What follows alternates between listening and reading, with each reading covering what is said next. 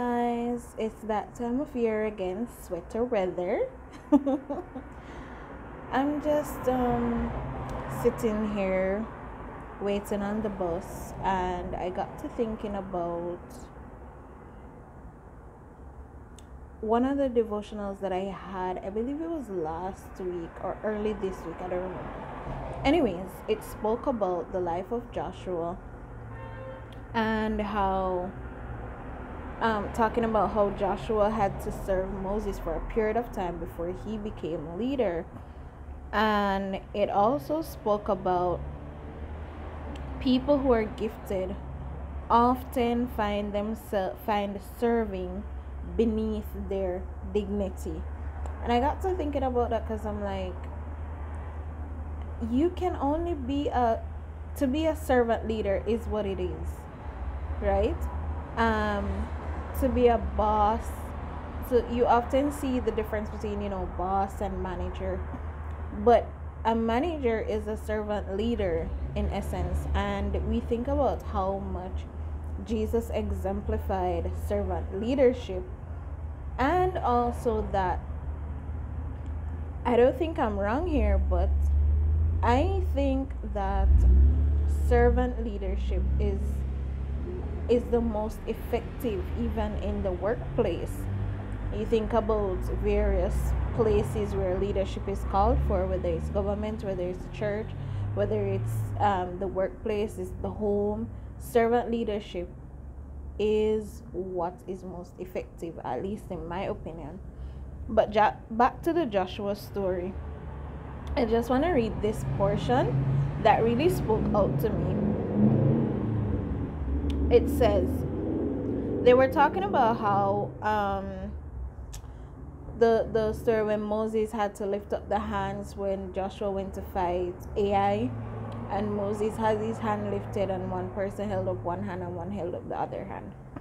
And it said, on occasions in the wilderness journeys of Israel, Joshua prevailed in battle, but only because the hands of Moses were lifted.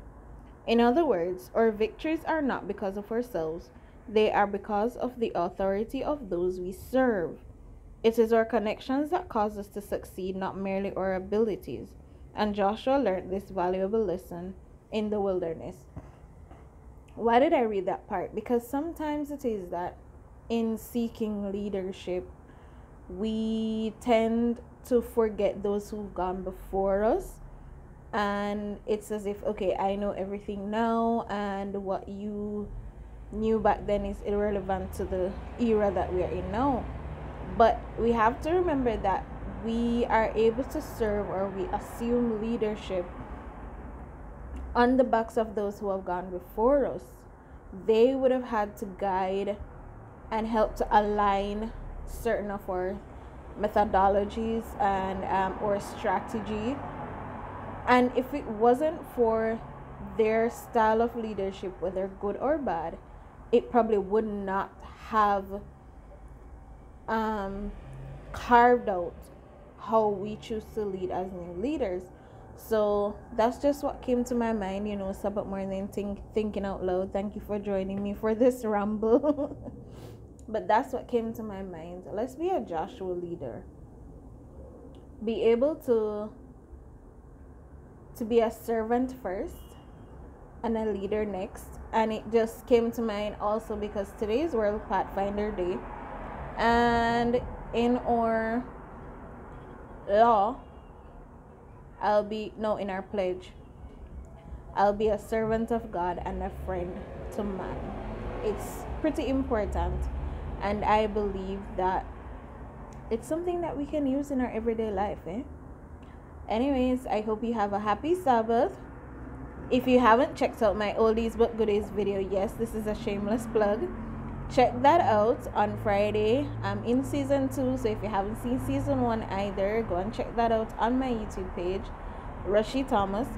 And also, if you're interested in reading messages to young people, I read that book every Monday, Wednesday, and Friday for 15 minutes. You can come along for that journey. Anyways, have a blessed Sabbath. Bye.